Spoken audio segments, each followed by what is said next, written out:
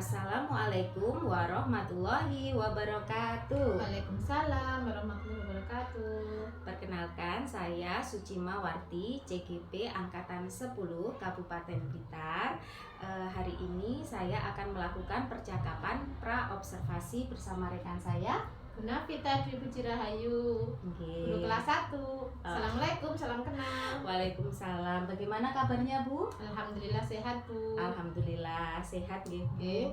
Bu, hari ini kita akan melaksanakan percakapan pra-observasi. Sebelum nanti saya ke kelas panjenengan untuk melakukan observasi. Nggih. Atau yang biasa kita kenal dengan supervisi gitu, nggih.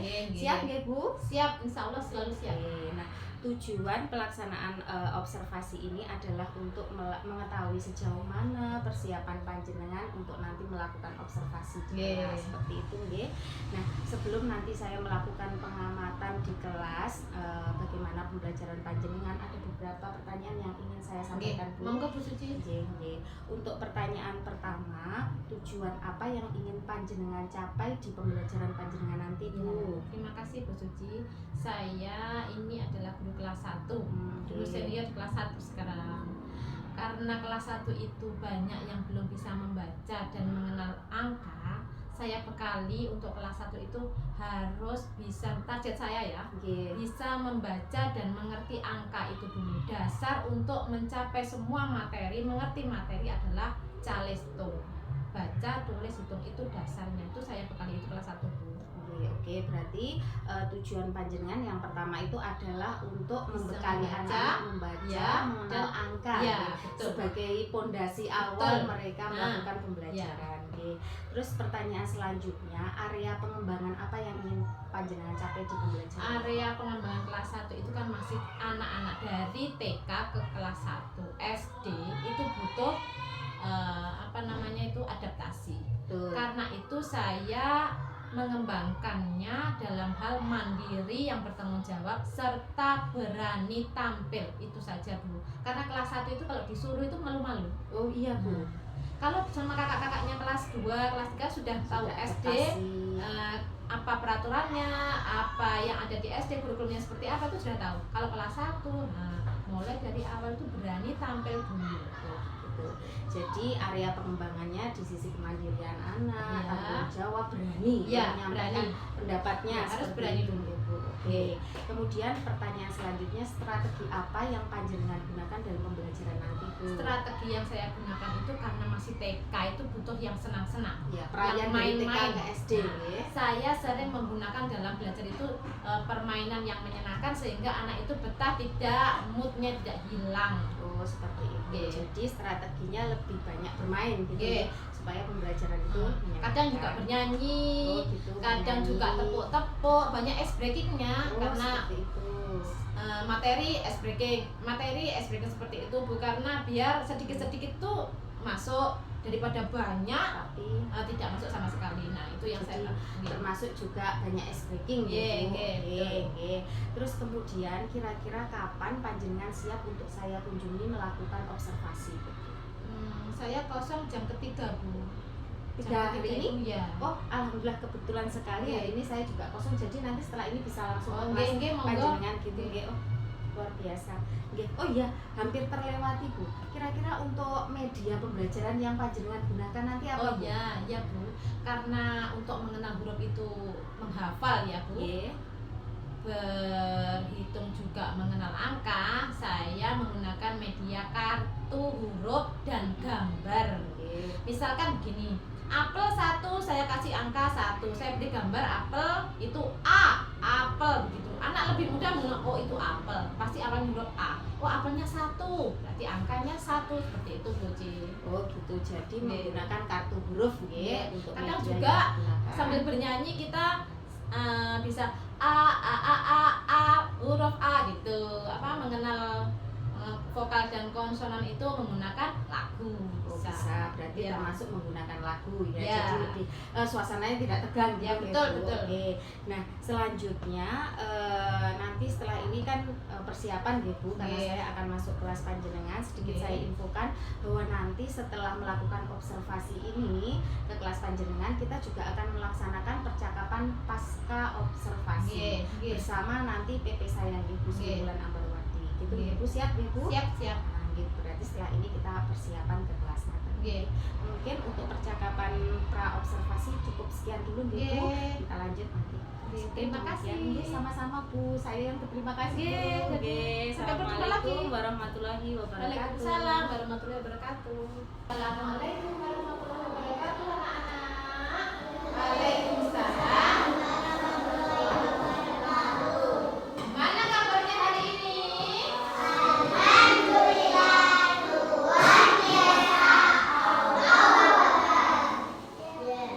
Yes. Alhamdulillah hari ini kita bisa bertemu kembali dalam keadaan yang sehat. Bu Guru akan mengatur dulu ya anak ya. Alvero, Mas Vero, ada ya. Di absen dulu anak. Ada apa? Ada. Ya. Mas David. Ya. Mas Devin? Ada Bu. Ya, bagus. Mas Dendi? Jangan pakai topi. Lavito? Oke. Elsa? Oke. Hafiz? Ya. Mas Jeje? Ada Bu. Nurul Nafi? Ada Bu. Ya. Silva? Ya. Mbak Silvi? Mbak Titis? Iya bagus. Mas Uban? Ya. Umaira? Yang terakhir Mbak Yoba. Alhamdulillah sudah lengkap hari ini masuk semua. Semoga selalu diberi kesehatan. Biar tempatnya bersih, tidak kotor. Bagus apa lagi? Biar tidak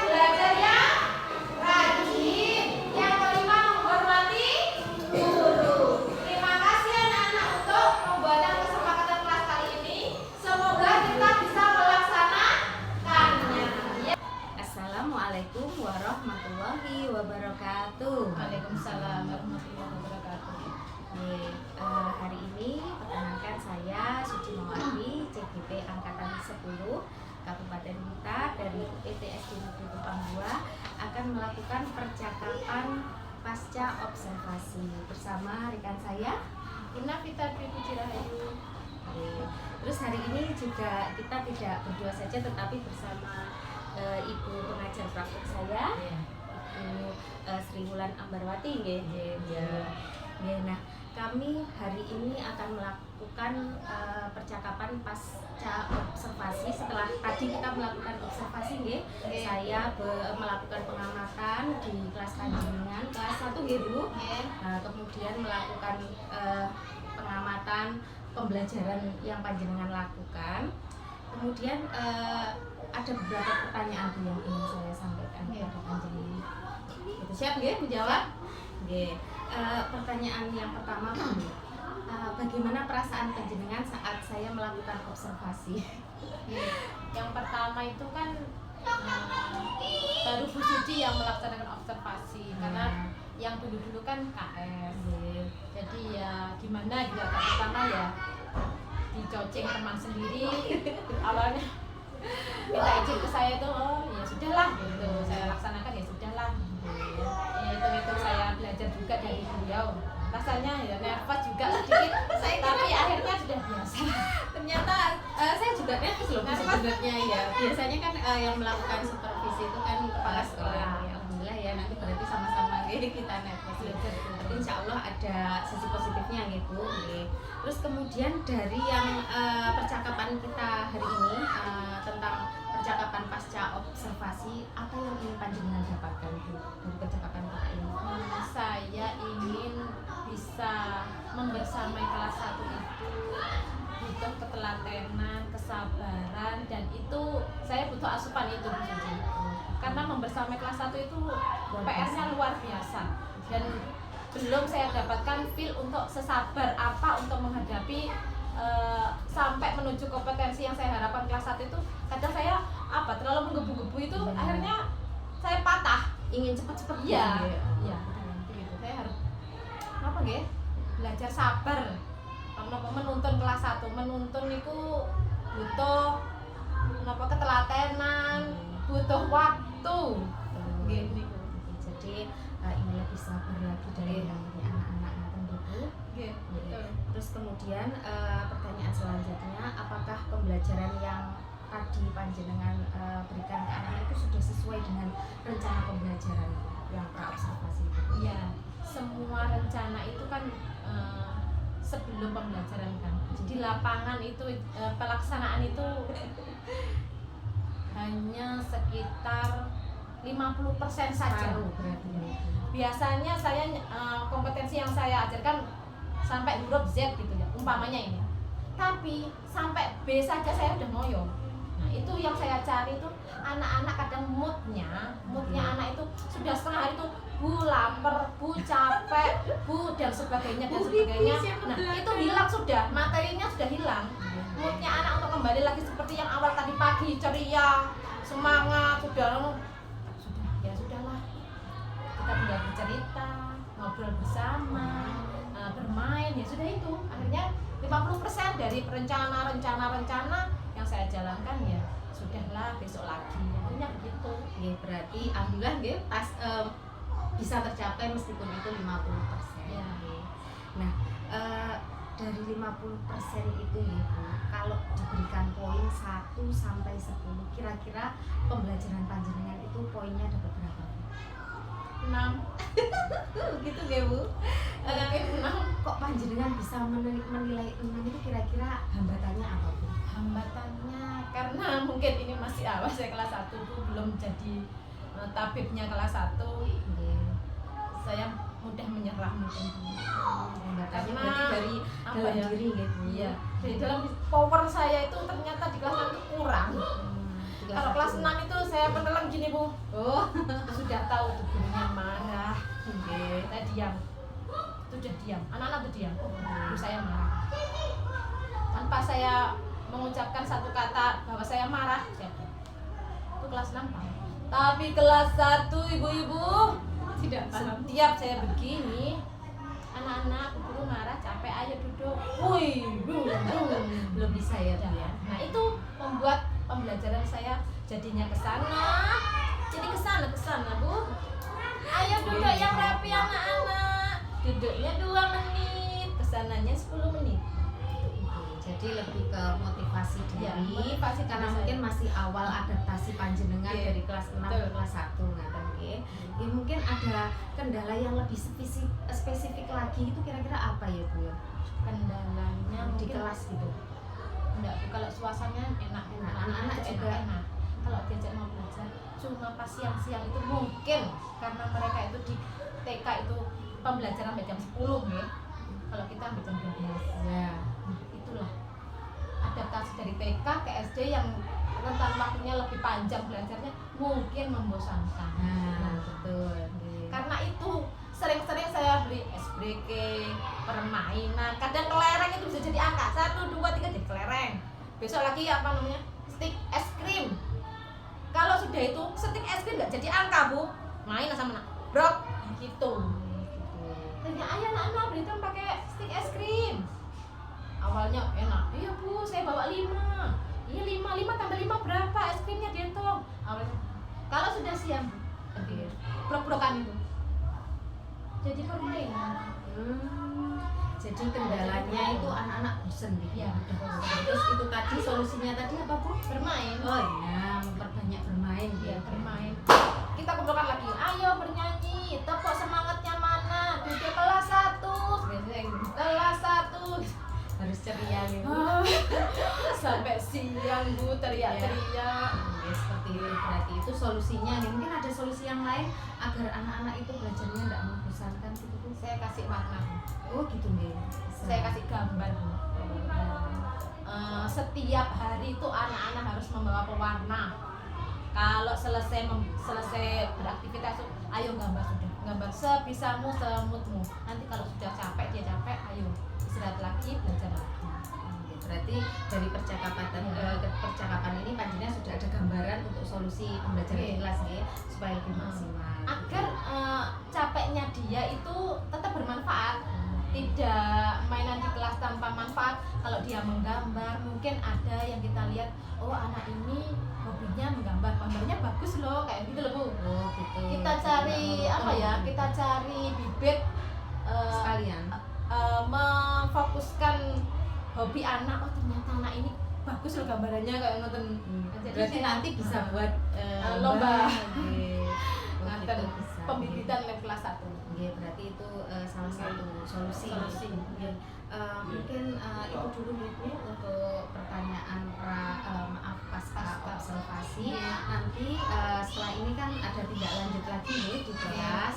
Mohon nanti saya dikabari. Ya, Bu. Terus kemudian mungkin monggo ada masukan penguatan refleksi dari Bu pengajar topik. Terima kasih Bu Suci dan Bu Dwi ya Bu ya.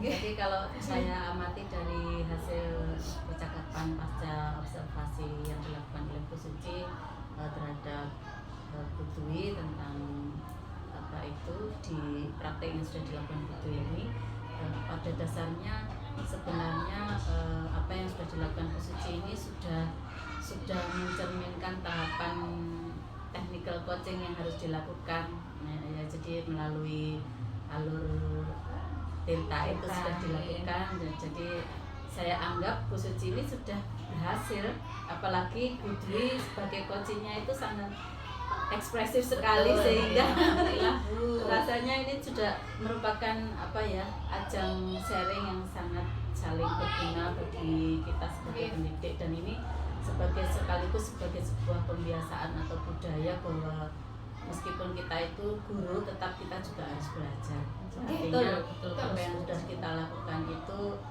kalau kita tetap berputar pada kemampuan kita di awal tidak akan bisa berkembang. Jadi kan ilmu itu kan terus berkembang. Salah satu cara untuk kita memperkaya diri yang melalui kegiatan yang seperti ini. Jadi kita bisa akan ke depan budayakan seperti ini. Mungkin bisa kita bentuk yang namanya tim teaching. Oh tadi saya kurangnya apa ya dalam mengajar. Oh tadi itu apa yang harus saya perbaiki dan seterusnya. Nah, kita bisa sharing-sharing.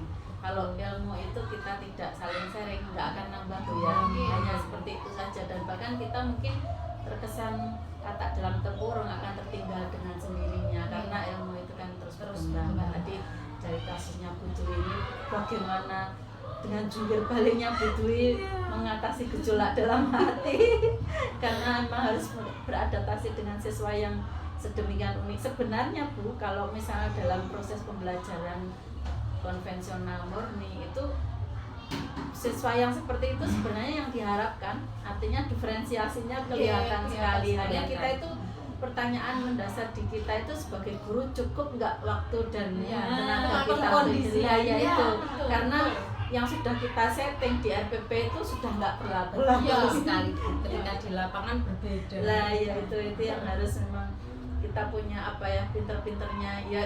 Kita disebut sutradara di kelas itu juga betul ada bedanya. Tadi juga Bu Dwi sudah berhasil menjadi salah satu sutradara Bu.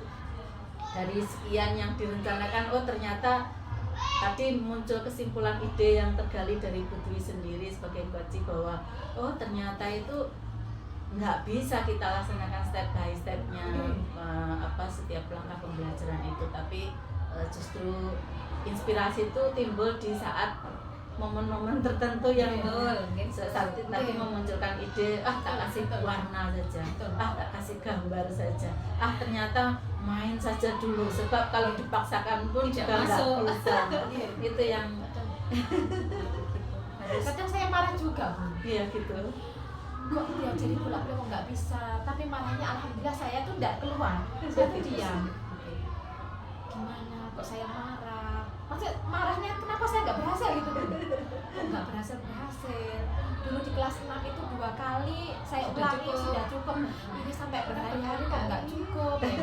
Oh, ternyata anak itu begitu. Karakternya beda-beda. Untungnya lagi Bu Dwi guru penggerak sih. Wah, ternyata baru tahu rasanya ya, ternyata yang namanya menuntun itu seperti ini ya. Namanya mengabdi mengabdi pada anak itu seperti itu ya. Itu rasanya seperti kita mengasuh anak yang kita sendiri. Jadi emosi itu memang ada, tapi kembali lagi kita juga harus berperan sebagai yang namanya itu tadi, seperti pengarso Suntulodo Handayani itu tadi jadinya. Nggih, salut sekali saya sama Bu Dwi ini. Saya percaya yang dilakukan dan saya punya harapan besar sekali panjenengan pasti nanti bisa menaklukkan. Sudah start dari tadi menilainya 6 gitu ya. Startnya saja sudah dari 6 Bu ya, apalagi insya Allah nanti pelaksanaannya ya itu kedepannya nanti bisa harus berkembang. Terima kasih juga Bu Suci sudah menggetok tularkan istilahnya budaya ini bagus untuk dikembangkan. Jadi nanti tidak hanya kepada Bu Dwi saja, siapa tahu nanti bisa biarkan seluruh sekolah kita mengajarkan bagaimana yang namanya belajar sepanjang hayat Bu ya, termasuk dalam kondisi ini bagaimana kita terus mengcoaching rekan sejawat ataupun ini kita bisa terapkan ke siswa kita, termasuk yang tadi nano-nanonya Bu. Nanti kalau panjenengan sudah belajar teknik coaching, jenengan bisa mengcoaching siswa, insya Allah nanti pasti jadi formula tersendiri untuk memunculkan inspirasi baru. Saya anggap secara keseluruhan sudah sangat bagus. Bu Suci sudah berhasil mengcoaching Bu Dwi, dan Bu Dwi juga jadi rekan sejawat yang lewat ekspresinya, lewat ketidaksungkanannya mengemukakan masalah itu sudah bisa membawa ritme coaching ini sudah cukup berhasil gitu. Itu saja dari saya. Terima kasih. Jadi saya juga terima kasih kepada Bu Sumulan selaku pengajar praktik. Terima kasih kepada Bu kita Puji Rahayu atas waktunya nggih. Mungkin untuk pasca observasi cukup sekian dulu nggih. Saya akhiri. Wassalamualaikum warahmatullahi wabarakatuh. Waalaikumsalam warahmatullahi wabarakatuh.